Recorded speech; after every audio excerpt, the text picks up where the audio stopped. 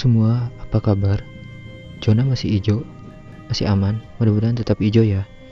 Wilujeng waya kieu, balik lagi di channel, satu-satunya channel yang hanya memberikan informatif, deduktif, imajinatif, ilustratif, dan lokomotif. Satu-satunya channel yang akan membuka pikiran Anda semua untuk berpikir secara rasional dan logika kita. Membahas soal hal goib memang tidak ada habisnya di negara WKWK lain tercinta ini. Masih banyak di masyarakat kita yang mempercayai legenda serta mitos tentang keberadaan berbagai jenis makhluk halus dan sosok mengerikan yang beredar di pasaran. Ditambah di masa sekarang ini banyak video-video yang membahas dan mengeksplor tentang keberadaan hantu dan makhluk goib itu sendiri, seperti acara dunia lain, dua dunia, dan lain sebagainya. Namun, apakah hantu itu ada atau hanya sebatas kepercayaan orang tertentu yang mempercayai bahwa hantu itu ada? Mari kita cari tahu jawabannya. Seperti yang kita tahu bahwa banyak hal-hal yang menjadi pertanyaan tentang apakah ada makhluk hidup di luar sana selain manusia, atau mungkin ada dimensi lain selain dimensi kita. Apabila eksistensi hantu di bumi benar adanya, apakah di Mars juga ada hantu sejenis?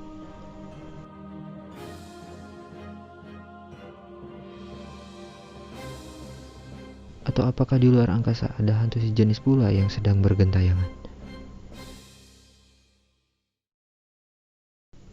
Entahlah, hanya alien perketek yang tahu. Kita hanya setitik kecil di alam semesta, sebuah planet kecil bernama Bumi, yang di dalamnya dihuni oleh berbagai makhluk hidup yang beraneka ragam.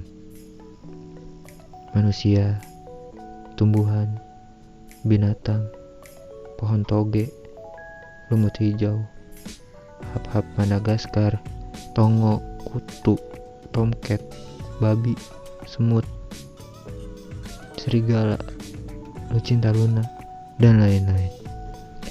Dan langsung saja di sini saya mempunyai berita tentang fakta-fakta hantu menurut sains atau ilmu pengetahuan.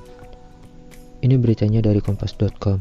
Jadi sudah dipastikan dengan membaca beritanya kita tidak akan tersesat, layaknya menggunakan sebuah kompas. Anjir, ngomong naon sih aing? Hingga saat ini masih banyak orang yang mempercayai adanya hantu atau makhluk halus. Beberapa orang bahkan mengaku memiliki pengalaman secara langsung. Hal seperti ini tidak hanya dialami oleh orang Indonesia saja. Hampir seluruh budaya di seluruh dunia juga percaya ada makhluk lain yang hidup berdampingan dengan kita. Gagasan adanya makhluk lain di antara kita akhirnya melahirkan cerita rakyat atau folklore tentang cerita hantu di suatu daerah. Seperti di Indonesia, ada boneka yang kedatangannya tidak dijemput, pulang tak diantar, yang bernama Jai Langkung. Di luar sana, di negaranya Donald Trump, ada Annabelle. Terus, di Indonesia ada sesosok yang dibungkus kain kafan bernama pocong. Di luar ada palak. Di Indonesia ada teteh-teteh berseragam putih bernama kuntilanak. Di luar ada Ju-on. Di Indonesia ada sosok cabul yang suka memasuki rumah tanpa permisi yang bernama kolor hijau. Di luar ada Hulk. Di luar ada makhluk pengisap darah bernama vampir. Di Indonesia sendiri ada GGS. Di era modern, hantu disulap dan dijual menjadi cerita fiksi. Cerita horor menjadi kegemaran dan mendatangkan uang. Contohnya saja seperti pelukan janda hantu gerondong, pocong mandi goyang pinggul, setan budek, dendam pocong mupeng, pocong versus kuntilanak, kuntilanak kesurupan, pocong keliling, dan lain sebagainya. Dari judul dan posternya saja sudah sangat bebas sekali, bukan? Bapak Antropologi Indonesia Kunjara Diningrat dalam buku berjudul Beberapa Pokok Antropologi Sosial menuliskan alasan mengapa manusia percaya pada makhluk halus. Menurut Pak Kun, demikian dia disapa, manusia mempercayai makhluk halus karena ingin mencari jawaban atau pelarian dari sesuatu yang sulit dijelaskan. Ia memiliki beberapa dugaan terkait hal tersebut yang tertulis dalam bukunya, seperti manusia mengalami ketakutan akan masa krisis dalam hidupnya, yakin pada gejala yang tidak dapat diterangkan oleh akal, atau percaya adanya kekuatan sakti di alam semesta, atau manusia dihinggapi emosional kesatuan dalam masyarakatnya, atau manusia mendapat suatu firman dari Tuhan, atau semua sebab tersebut di atas. Tulisnya, teka-teki tentang makhluk halus dan kehidupan lain di antara kita sudah tumbuh sejak ratusan tahun yang lalu. Dilansir Life Science, pada tahun 1800-an, banyak orang yang mengaku dapat berbicara dengan orang mati.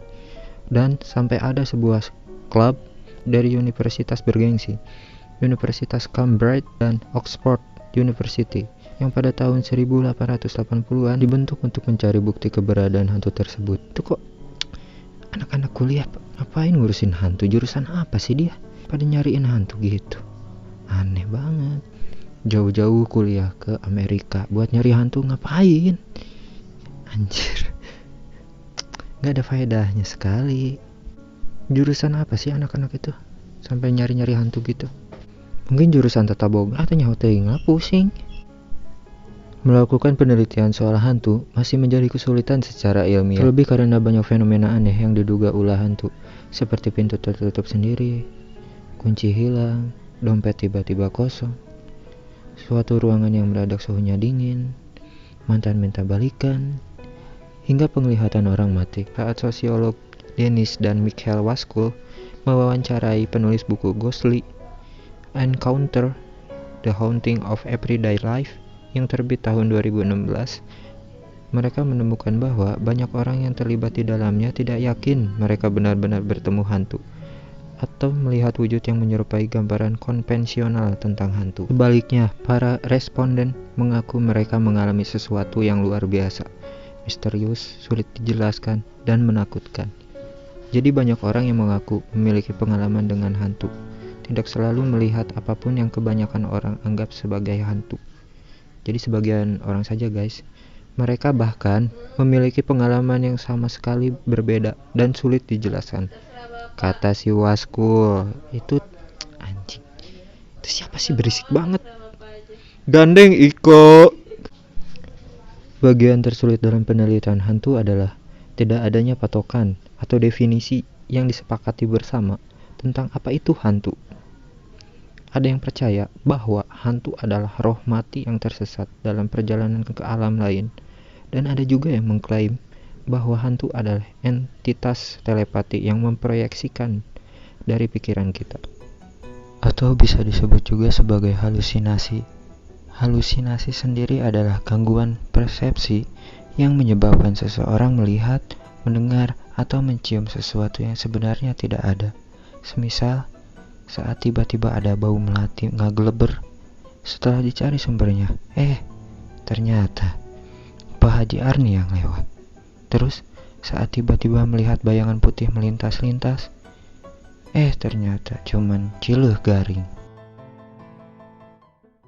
Terdengar suara menggeram yang tiba-tiba terdengar, yang ternyata Jemarni lagi boker. Atau saat Anda melihat sosok putih botak yang nyatanya cuma lampu taman. Saat melihat sosok hitam tinggi besar, taunya cuma lemari. Atau ketika ada bayangan putih bergerak-gerak, saat didekati, cuma selimut. Dibuka, si Abdul lagi mesum. Loh, kok bangcat? Penelitian lain mengklaim bahwa alasan tidak ada bukti akurat tentang hantu adalah karena kita tidak memiliki teknologi yang mumpuni untuk menemukan atau mendeteksi dunia lain. Jika hantu ada dan dapat dideteksi atau direkam secara ilmiah, maka perlu bukti kuat untuk membuktikannya. Jika hantu ada tetapi tidak dapat dideteksi, artinya semua foto, video, audio, dan rekaman lain yang diklaim sebagai bukti hantu tidak akurat. Katanya, dengan begitu banyak teori kontradiktif dan sedikit penjelasan ilmiah di dalamnya. Tidak mengherankan, meski ada ribuan upaya pemburuan hantu, tidak satu pun yang dapat membuktikan kuat bahwa hantu telah ditemukan. Meski begitu, para pemburu hantu yakin teori fisika yang diungkap kakek saya, Albert Einstein, dapat mendukung keberadaan hantu tersebut. Lewat hukum bekalan energi, Einstein mengatakan seluruh energi di alam semesta adalah konstan, tidak bisa diciptakan maupun dihancurkan. Kata si Abah gitu. Dalam kehidupan sehari-hari, ada energi potensial, energi kinetik, energi mekanik, energi listrik, energi panas, the power of magma, dan lain-lain. Benda yang digunakan dalam kehidupan sehari-hari mengubah energi yang satu menjadi energi lainnya. Contohnya saja, kipas angin mengubah energi listrik menjadi gerak. Setrika mengubah energi listrik menjadi panas. Turbin dan generator pada kincir angin mengubah energi gerak menjadi energi listrik, atau mengubah yang tadinya sayang menjadi udahan. Apa sih aing? Menyinggung tentang fisika sendiri, kita mengenal rumus usaha yang berbunyi S sama dengan W dibagi F. S sendiri adalah perpindahan atau perubahan, W adalah usaha, F gaya. Jadi, jika hidup ingin ada perubahan, maka jangan banyak gaya, tapi perbesar usaha. Nah kan, aku seketika merasa tersentil sendiri nih. Jadi apa yang terjadi jika manusia mati? Anjing, itu gandeng amat. Jadi apa yang terjadi jika manusia mati? Goblok. Jadi apa yang terjadi jika manusia mati? Energi itu tidak dapat dihancurkan, tetapi menurut Einstein berubah ke bentuk lain. Dan itu mungkin dimanifestasikan sebagai hantu, tulis penulis buku Ghost Hunter John Kachuba. Namun, para ahli yang memahami fisika dasar menjelaskan, energi yang dilepaskan makhluk hidup saat mati tidak berubah menjadi hantu, tetapi ke lingkungannya. Hal ini sama seperti pada organisme lain yang mati, energinya dilepaskan dalam bentuk panas, dan tubuh dimakan hewan di dalam kubur seperti cacing dan bakteri. Jika hantu itu nyata dan merupakan energi atau entitas yang belum diketahui, para ahli mengatakan keberadaan mereka akan sama seperti penemuan ilmiah lain yang dapat ditemukan dan diverifikasi melalui eksperimen terkontrol. Jadi, kesimpulannya adalah hantu sampai saat ini belum bisa dibuktikan wujudnya secara ilmiah. Namun, saya juga mempunyai 5 fakta lainnya mengenai hantu secara ilmiah. Di artikel yang lain menyebutkan bahwa pertama, hantu memiliki frekuensi yang sangat rendah, sehingga keberadaan hantu tidak dapat ditangkap oleh indera manusia. Mata normal manusia dapat mendeteksi panjang gelombang dari 400 hingga 700 nanometer. Sementara, telinga manusia hanya bisa mendengar suara dalam rentang frekuensi 20 Hz sampai 20.000 Hz. Setiap manusia tidak bisa mendeteksi gelombang di bawah ataupun di atas kisaran frekuensi tersebut. Hantu memiliki frekuensi di bawah normal manusia. Mereka memiliki gelombang infrasonik 18,98 Hz. Rentang frekuensi ini sama dengan yang digunakan oleh seismometer untuk mendeteksi gempa bumi. Itulah alasan kenapa keberadaan hantu tidak bisa dideteksi oleh indera manusia normal. Yang kedua, apakah benar tempat-tempat kotor atau berjamur membuat hantu nyaman untuk tinggal? Seperti banyak cerita yang kita dengar bahwa hantu suka menghuni tempat yang lembab. Tempat lembab tersebut memungkinkan tumbuhnya jamur.